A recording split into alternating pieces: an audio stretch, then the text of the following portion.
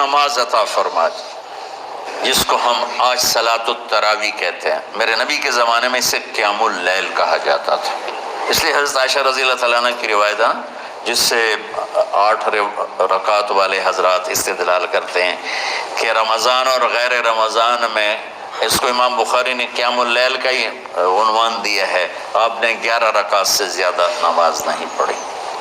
ایک ضعیف روایت میں ہے کہ آپ نے 3 دن پڑھائی نماز، یہ تو صحیح روایت ہے، کتنی رکعت پڑھائی؟ تو ایک ضعیف روایت میں ہے کہ 20 رکعت پڑھائی۔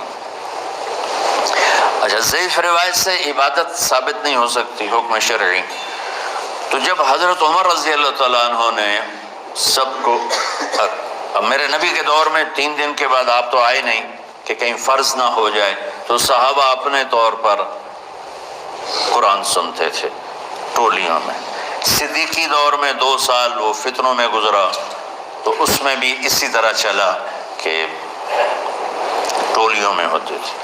حضرت عمر رضی اللہ عنہ کے زمانے میں حکومت مضبوط ہو گئی، طاقتور ہو گئے، تو ابتدائی سالوں میں نہیں، چند سالوں کے بعد اب مسجد میں تشریف لائے تو لوگ اس طرح کوئی 4 ادھر 4 ادھر 5 ادھر 10 ادھر 20 ادھر، تو کہنے لگے ان کو ایک امام پہ جمع کر دیا جائے تو کتنا اچھا ہوگا۔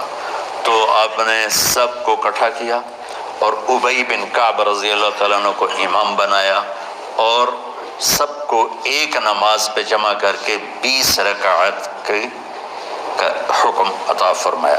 تو حضرت عمر کا یہ عمل اس حدیث کو مضبوط کر دیتا ہے کہ جو کہ میرے نبی نے کہا علیکم بسنتی و سنت الخلفاء الراشدین من بعدی، کہ میری اور میرے خلفاء راشدین کی سنت پر مضبوطی سے عمل کرنا۔ تو حضرت عمر کا جو 20 رکعت طے کرنا ہے، اگر ان کا اپنا اجتہاد ہے تو بھی ہمارے لیے عمل کے لیے کافی ہے، اور اگر ان کو یہ یاد ہے کہ میرے نبی نے 20 پڑھی تھیں تو اور زیادہ اچھی بات ہے۔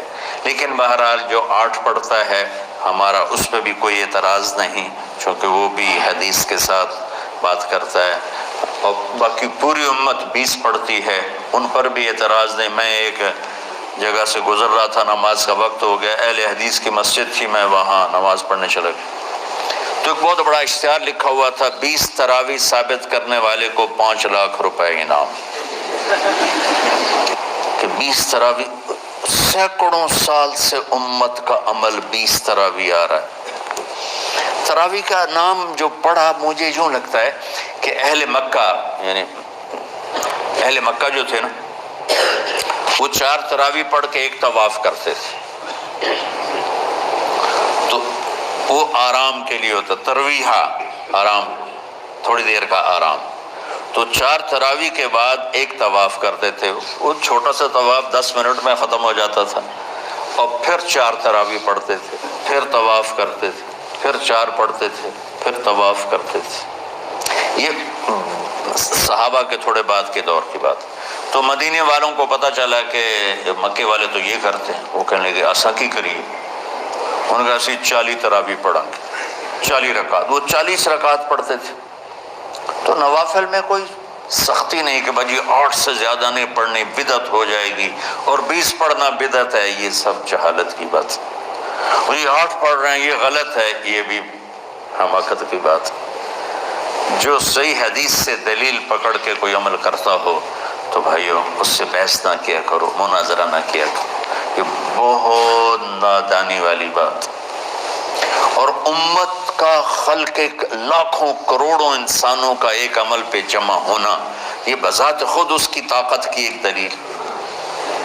اور حرمین جب سے میرے رب نے حضرت عمر نے 20 رکعت شروع کی، آج تک وہاں بھی ساری مساجد میں 8 رکعت تراویح ہوتی ہے، لیکن حرمین کی مسجد میں 20 رکعت، ادھر بھی ادھر بھی۔ اور یہ جو وہ وہاں ختم قرآن پہ دعا نہیں مانگی جاتی، یہ کس کا عمل ہے؟ حضرت عثمان کا۔ حضرت عثمان نے اپنے دور خلافت میں تراویح پڑھانے والے سے کہا جب قرآن ختم کرو تو دعا کرنا۔ وہ کہنے لگے جی کیا دعا کروں؟ کہ جو تیرے دل میں ہے کرنا۔